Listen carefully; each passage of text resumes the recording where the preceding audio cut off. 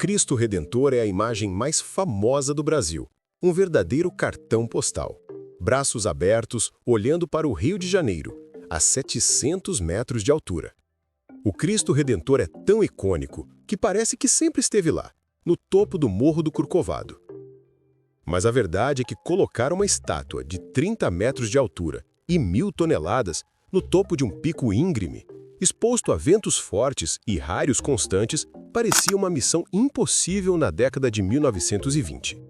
Foi um desafio que exigia uma união rara entre a arte e a engenharia pesada. Como eles levaram o material até lá em cima? Como a estátua aguenta tempestades sem cair? E qual é o segredo daquela pele que cobre o monumento? Hoje, vamos subir a montanha para descobrir. Bem-vindos ao Como foi feito o Cristo Redentor.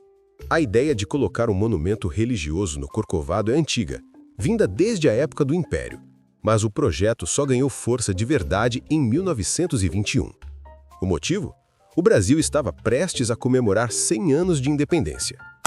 O Círculo Católico do Rio estava preocupado com o que chamavam de falta de fé na sociedade moderna e queria um símbolo para retomar a espiritualidade da nação. Eles abriram um concurso de projetos. O vencedor foi o engenheiro brasileiro Heitor da Silva Costa. Curiosamente, o desenho original dele não era o que vemos hoje. Heitor desenhou Jesus segurando uma cruz enorme em uma mão e um globo terrestre na outra. O povo carioca, com seu humor ácido, apelidou o projeto de Cristo da Bola. Heitor ouviu as críticas e, com a ajuda do artista Carlos Oswald, mudou o design para a forma de cruz que conhecemos, com os braços abertos num abraço acolhedor. Um símbolo moderno, no estilo Art Deco. Com o desenho aprovado, surgiu o problema técnico. Como fazer isso ficar em pé? Uma estátua de metal, como a da Liberdade em Nova York, não resistiria bem à maresia e umidade do Rio de Janeiro. Uma estátua de pedra maciça seria pesada demais para ser içada até o topo. Heitor da Silva Costa viajou para a Europa em busca de soluções e decidiu usar um material que na época era considerado revolucionário e arriscado para obras de arte, o concreto armado. Para calcular a estrutura, ele contratou um dos maiores especialistas do mundo, o engenheiro francês Albert Cacotte. O desafio era o vento. Lá no topo, as rajadas podem ser violentas. A estrutura interna do Cristo é, na verdade, um prédio. Um esqueleto de concreto extremamente robusto, com pilares centrais e vigas que se estendem pelos braços, projetado não só para sustentar o peso, mas para resistir à força lateral do vento tentando empurrar a estátua.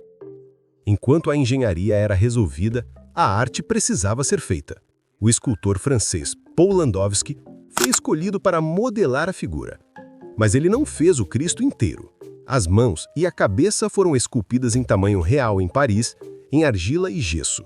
Depois, foram cortadas em pedaços numerados e enviadas de navio para o Brasil. O corpo, no entanto, foi construído diretamente no topo do Corcovado. E aqui entra a logística genial. Como subir com cimento, areia, barras de aço e água para o topo de uma montanha de 700 metros no meio da floresta? A sorte é que a ferrovia do Corcovado já existia. Ela foi a artéria vital da obra. Durante 5 anos, o trem de turismo virou um trem de carga. Tudo subiu pelos trilhos. Lá em cima, o espaço era tão pequeno que os operários mal tinham onde pisar. Eles montaram andaimes de madeira ao redor do pico, muitas vezes trabalhando pendurados sobre o abismo. Um fato impressionante para a época. Apesar da altura e do perigo constante, não há registros oficiais de mortes de operários durante a construção. Agora, o maior segredo do Cristo: o revestimento. Heitor da Silva Costa sabia que o concreto cru ficaria feio com o tempo, manchado e rachado. Ele precisava de um revestimento que fosse bonito, mas que aguentasse sol, chuva e mudanças bruscas de temperatura. Inspirado pelas obras de Aleijadinho em Minas Gerais, ele escolheu a pedra sobão. É um material macio para cortar, mas extremamente resistente à erosão e que não dilata muito com o calor. Mas como cobrir uma estátua gigante e curva com pedra? A solução foi o mosaico.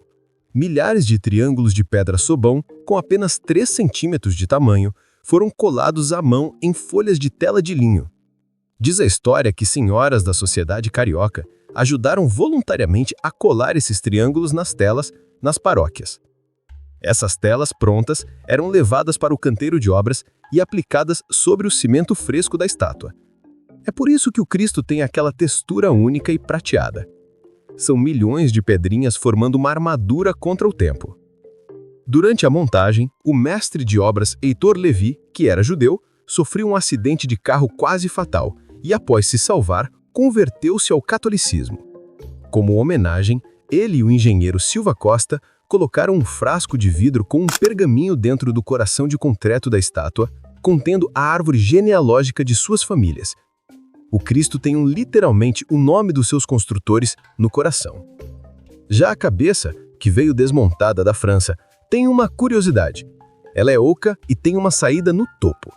Existe uma escada interna que permite que a equipe de manutenção saia por cima da cabeça da estátua para verificar os para-raios.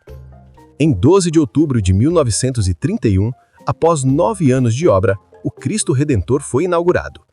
Até houve uma tentativa de acender as luzes do monumento remotamente pelo inventor do rádio Guglielmo Marconi, enviando um sinal lá da Itália, embora problemas técnicos tenham exigido que a luz fosse acesa localmente.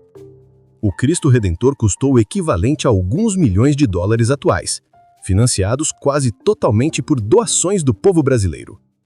Ele não é apenas uma imagem religiosa, é uma prova de que, com a técnica certa, é possível construir no impossível. O concreto francês, a pedra brasileira e o design Art Deco se uniram para criar uma das 7 maravilhas do mundo moderno. Gostou de conhecer a história por trás do cartão postal? Inscreva-se no canal para continuarmos desvendando como a humanidade construiu o mundo. Até a próxima!